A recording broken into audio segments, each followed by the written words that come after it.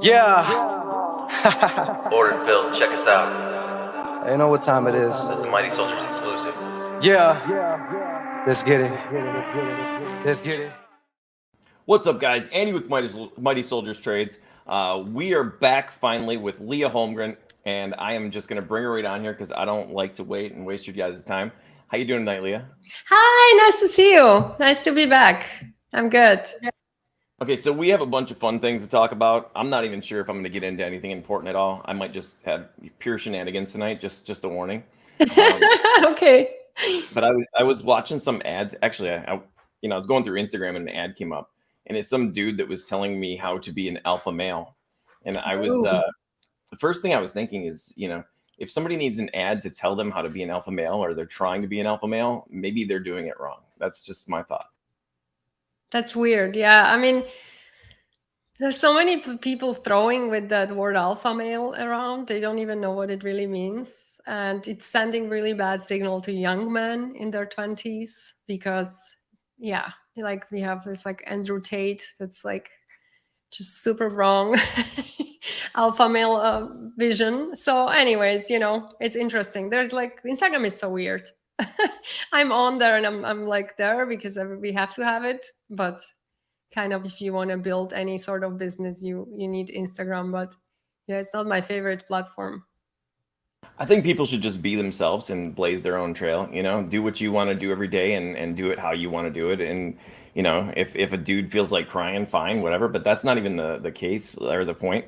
I had a friend, him and his girlfriend or whatever, they would always, like it was always this fake masculine thing, and she liked it and encouraged it, and he did it even more, and it just became this like very toxic fake masculinity deal, and it was just like, oh, cringe, just to be.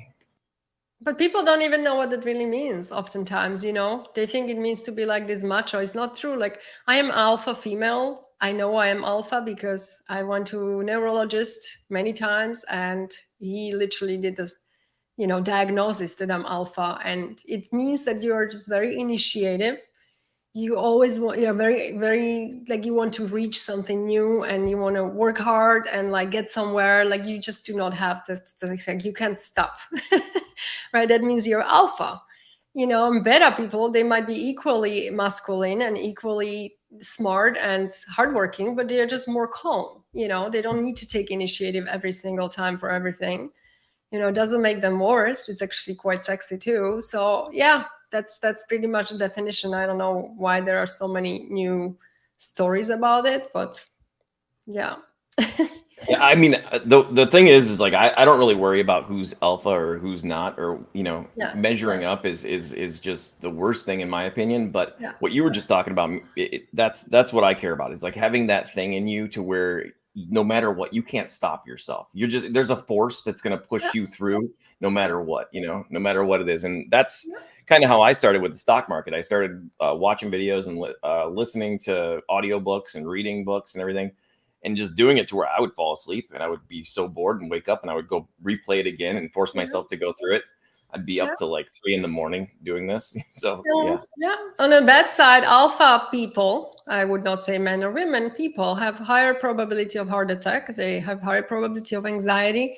A lot of them have to take benzodiazepines to actually slow down their mind and stop and feel calm. So like, sure, like, is it great?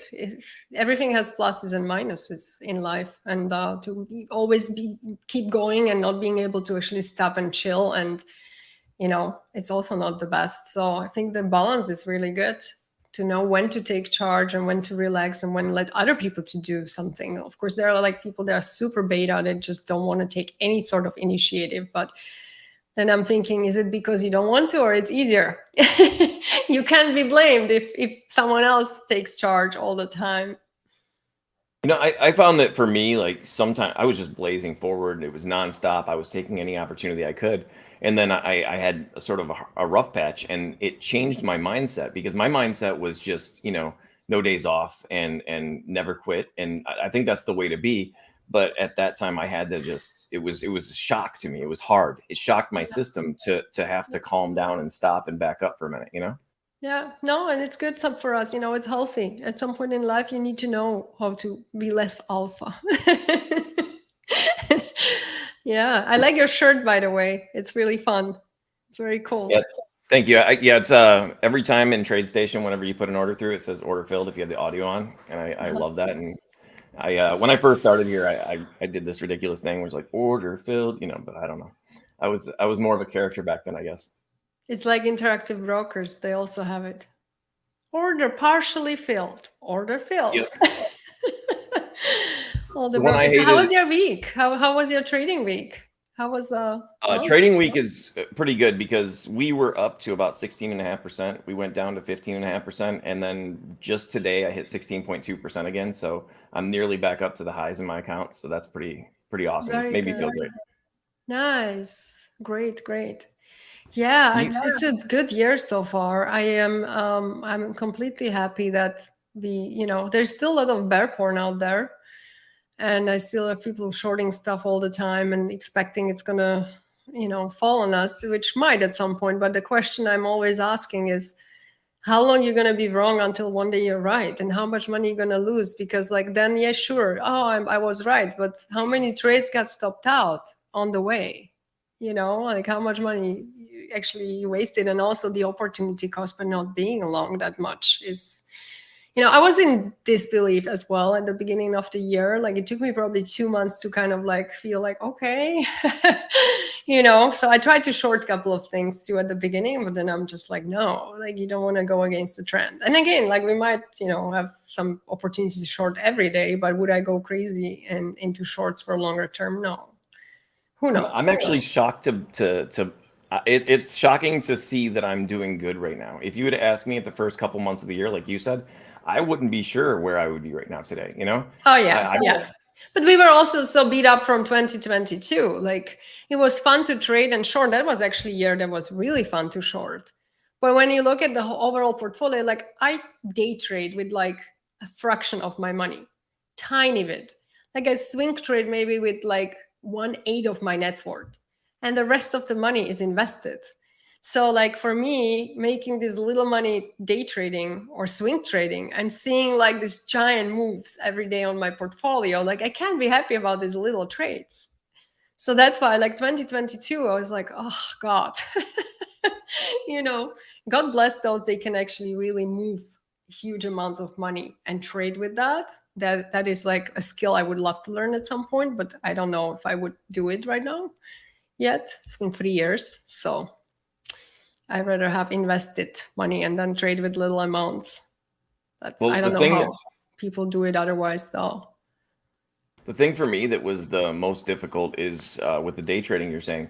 I was getting arrogant and doing so well that it was I got high, on cloud 9 or whatever, and I let myself get knocked back.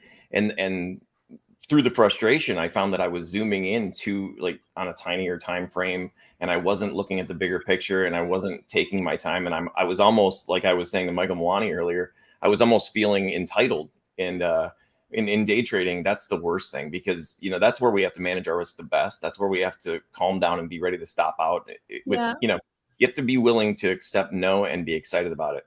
And I just was not at that time. So my day trading was hurting. So then I started focusing more on a portfolio style trading. Mm-hmm. And my losers, which I was cutting at a certain level, I didn't even have to cut many of them. And my winners were lifting those up. So that really pulled me through. And it's just so calming that I don't know if I can go back to being so enthusiastic about the day trading. Yeah, I day trade maybe 2-3 times a week. I mean, let me correct. I take about 2 free day trades a week. I trade every day, but what I do, it's more, I sell some options. I look at my portfolios. I have about 2 or 3 swing trades opened max, so I can manage them. And that's pretty much what I do. I spend about 4 hours a day, 4 or 5 hours a day looking at the markets. And, I like to do it. I love the lifestyle. 8 a.m. start, 8:30, and then I'm done by 11:30, and then I look 1 hour before the close just to see. Yeah, but same here. I love position trading. I think that's beautiful too. That's what I've been doing mostly last year. Just some people say don't buy the dips; it's dangerous. I agree when the companies are distressed and have really unsafe future. Like with the banks, you see how many went to zero actually. But when it comes to like companies, they are very good companies and they have great earnings. It's just the environment. I wouldn't mind buying on massive dips, which I was doing last year, and that's fun. And like talking about the banks. Sorry about that. Did you sell or take profits on some of your longer term positions, like months and stuff like that, or you don't do that stuff? Oh, yeah, absolutely. I that's the thing. I was being much more patient with my positions, and then when I saw the time that I thought maybe it was going to start pulling back on me, I would take my profit, and then I would look to re-enter, and it just seemed like it was just kept giving that re-entry at a really nice price. A lot of times, right back where I got in to begin with. So it was God, wow, yeah, this year.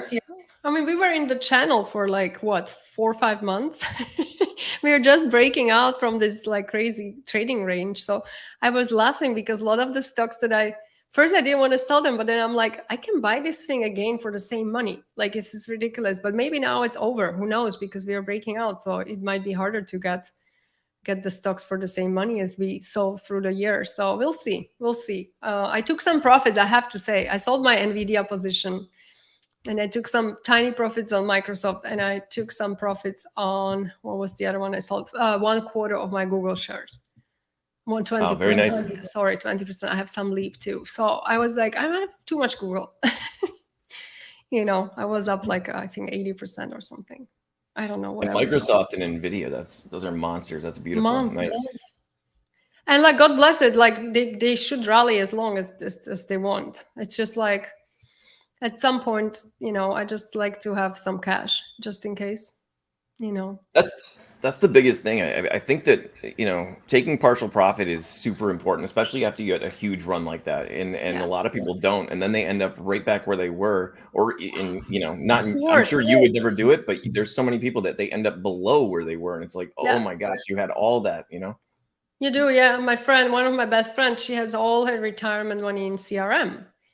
And she had that position for many, many years. And like she said, I'm back. Like, I don't want to lie. I would have to look at the chart, but years when CRM was so down, she's like, I did not sell one share and I'm literally back where I was years before. And that's like same with Meta. Like a lot of people I knew, they would like, yeah, look, CRM almost went down to pre-COVID lows, like crazy.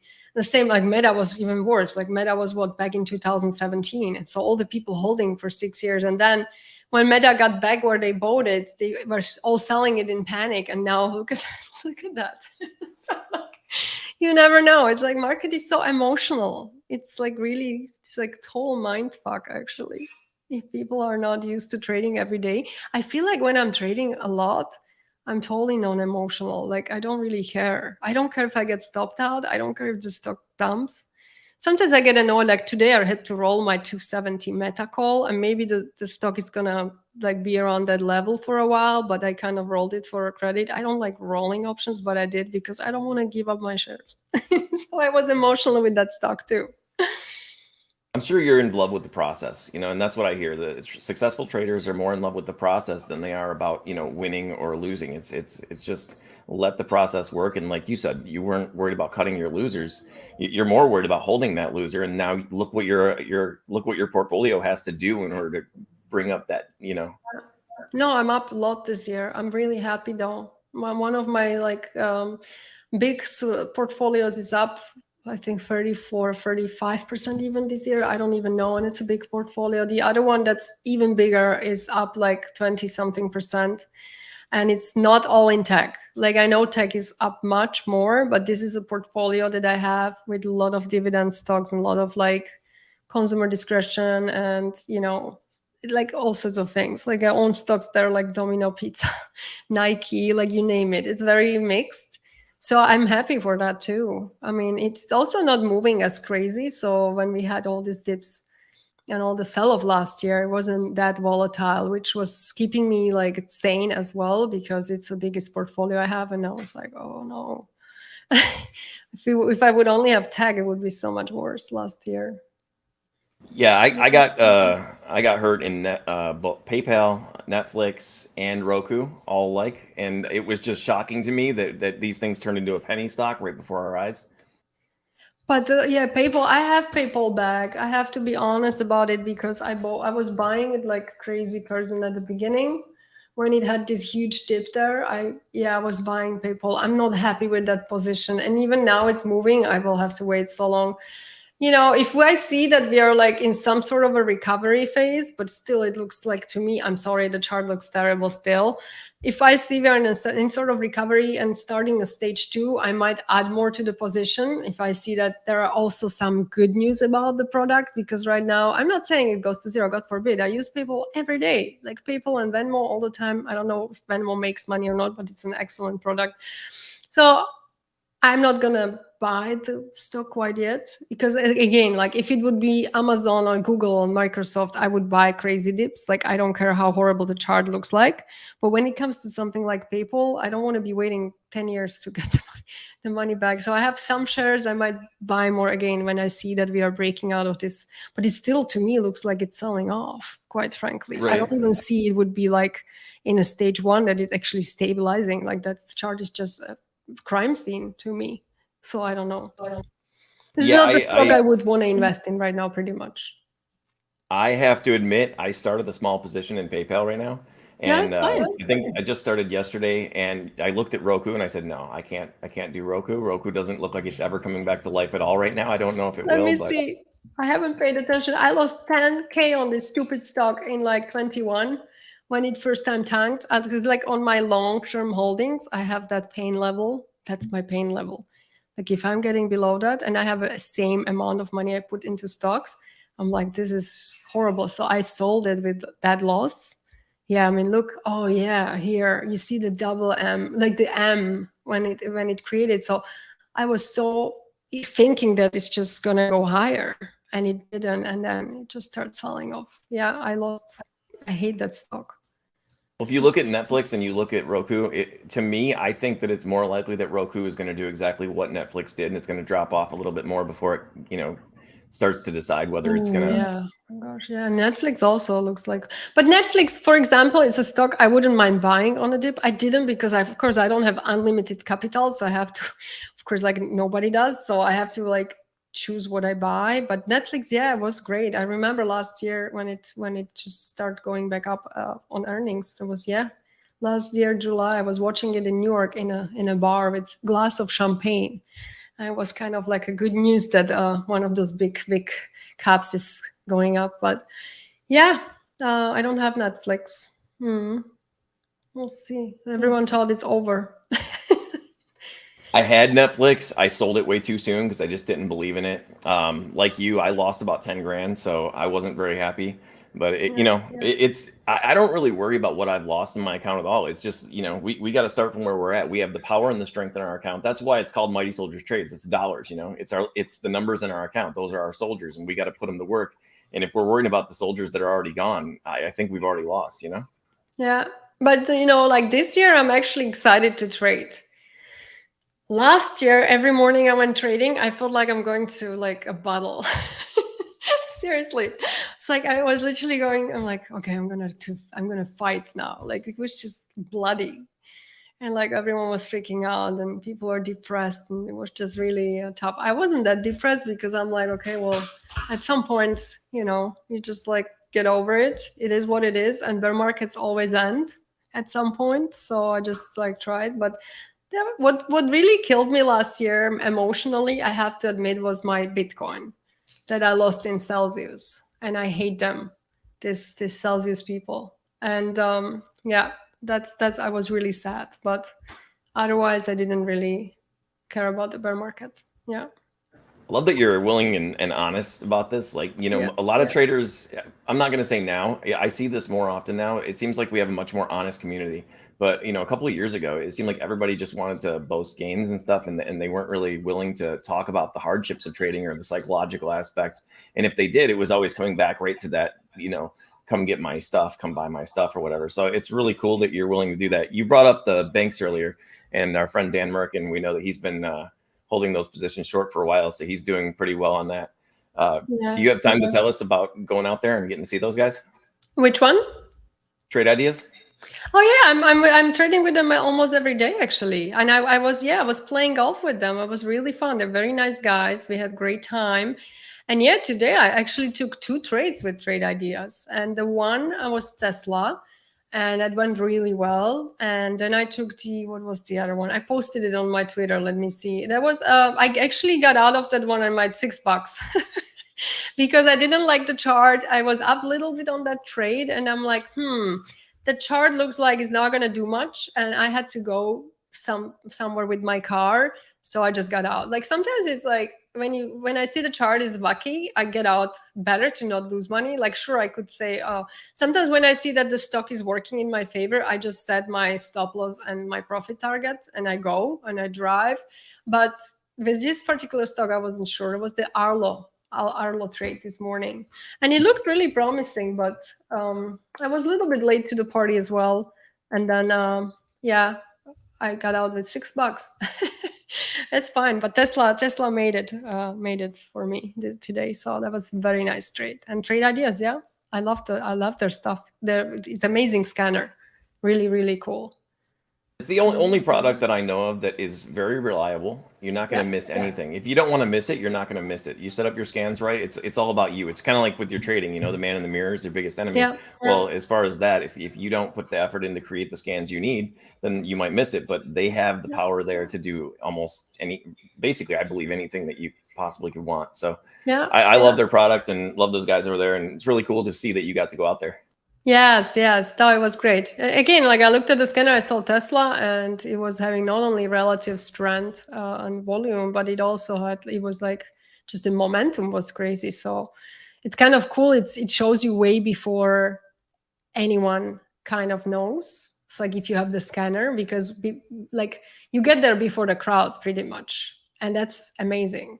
That's what I like about it. So yeah, I will keep learning. It's a very complex platform, but you can learn. You know, it's not difficult. It's just, you know, you need a couple of weeks, maybe a month to try, and then, you know, you're good to go. So I like back when I first started, I was unsure of what scans to create through there, and like just a new high scanner was about all I knew at first, you know. And now it just seems like they're really making it a lot easier and sort of like just set up already, like with the races and stuff, to where you can see from the open what's actually moving, rather than a gapper, you know, that is basically going to dump from the open and just keep dumping all day. Yeah, it's amazing. Really, it's so easy too. And I don't have it connected to my broker yet. So what I do, I click on Trade Ideas, it goes to the simulator, and I type it into my broker quickly because I have hotkeys and usually Thinkorswim I day trade with, and E-Trade I swing trade with. But these are like, the two. It was good. It was a good day. It was a very good week. I'm happy. I'm gonna just chill this weekend. I'm like in a chill mode now.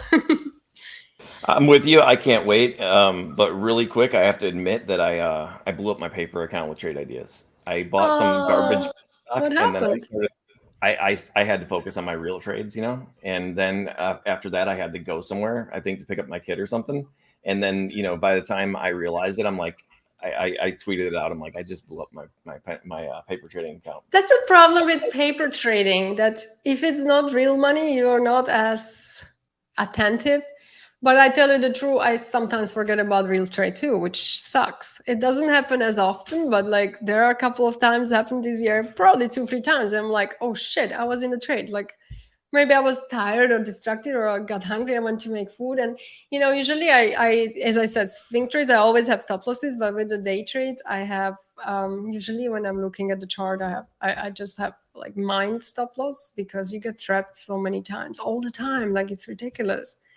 When there is a stop loss, I get kicked out and then it goes higher. It's like a very common thing, you know, but sometimes I'm like, thank God I had the stop loss because the stock is tanking. So, but yeah, when I leave my trading desk, I usually put the stop loss in and alert when I'm like getting, you know, when the stock gets where I need it to be. But this couple of times I forgot, It's not too long, like 20 minutes, but you know what can happen in 20 minutes. So I don't recommend people doing that. I had that happen with just yesterday to today. I got Roblox and I was in profit on Roblox, and then I look back at it today. I'm like, okay, that's not. And the thing is I got options, so it hurts even more. So, but anyways. Yeah, Roblox is like a wacky too. I don't know, this frustrating stock. It doesn't do anything. It looked very promising there around the 50, and it just is like sitting.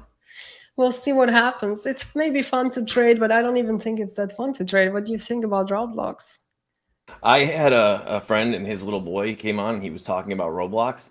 And I was like, you know what? I'm gonna buy Roblox. So I was in profit. I wanted to take the profit. And again, I forgot and started looking at something else and doing other things. And then by the time I looked back at it, I was like, okay. And then I was going to cut it, but I looked and it's right after the time for options to close it this evening. So tomorrow morning, or no, not tomorrow morning, Monday morning, if it's not doing better, I'm just going to cut it and walk away. Because like we've talked about, you know, it's just not worth holding these losers. It's not worth waiting and hoping or anything, you know? Yeah. No, it's not. And it's like always hit or miss. Like this, I traded Caravana this week 3 times. So it was my biggest winning trade. I made 25% on just that stock on the return on investment. And yeah, you know, like 2-3 times, the 3 trades I had, every time 10 minutes before the close or like before 3 p.m., I looked at the trade. I'm like, I'm going to stay overnight. And I'm like, I don't want to stay overnight because I'm scared with stocks like this to stay overnight. Can I have my stop loss? You know, if it's like a big cap stock or something that doesn't move like that, okay. But these small caps, especially in short squeeze like that, I'm like, so yeah. But I did pretty well with those trades anyways. I'm happy. I'm very, very thankful. I don't trade stock like that too often, but this one looked really good. So one of the most, one of the best things that's been for me since the market was choppy last year and, you know, going into this year is when I'm buying something that's higher risk like that, I just put in what I'm willing to lose entirely. Like not even like I have a stop to what I'm willing to lose. If it went to 0, I'm willing to lose the whole thing. So it's relatively small positions, but it's a lot of positions, and together they're working and moving my account, and I'm not losing as much. So I really enjoy that because, you know, no matter how bad it gets, I'm never going to be upset no matter, you know, whatever happens to that certain trade. But if I'm trying to make a lot of money and I'm putting a big chunk in there and I'm like, I'm going to stop out here. And if it gets below there, it's going to be really stressful or painful. I don't want to be in that situation no more right now. I'm not really. And you create all these bags and it's really hard to get out of them. It takes forever, you know? So yeah, nice. Awesome. Patience and like Mike says here, the blind trader, smart execution, you know, being patient. I don't see here are the comments. Oh no, I didn't see them. Okay, hey, yes, yeah, it's true. You have to have patience. That's the most important. Yeah. It was really great talking to you. I saw that you took your car down to get the speedometer. Yeah, I got a ticket in Virginia because it's the worst state in the United States to get a ticket. Like, in Florida, you can go for 30 miles about. In Virginia, 15, 20. 20 is like the reckless driving, but 15 already is tough. So I didn't know that. So I went exactly 33 miles above the speed limit.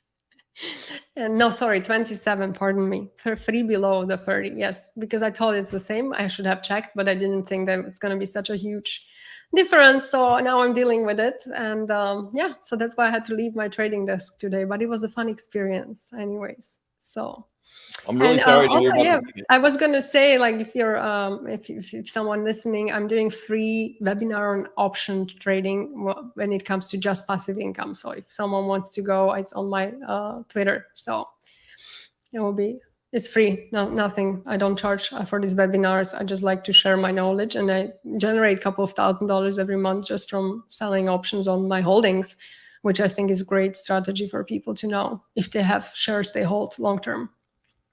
Yeah, if we can get that link, put it in the description. Let me see. Where should I plug it? To the comments, or where do I send it? You can send it to me in the Instagram if you want, or wherever. Yeah, that would be great. Okay, you can also put it in the comments as well, or we can put it in the comments.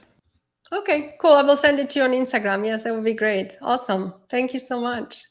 But yeah, definitely share it for you and put it in the description. And guys, go check out Leah. She's offering a lot of this stuff for free, like she said, helping you out. And I appreciate you coming on here and joining us tonight. Yeah, it was so nice talking to you, and have a great weekend, Andy. Thanks. Yep. Have a great weekend, Leah. Thank you. Okay. Bye. See you guys. Yeah. Ordered filled. Check us out. You know what time it is. This is the Mighty Soldiers exclusive. Yeah. Let's get it. Let's get it.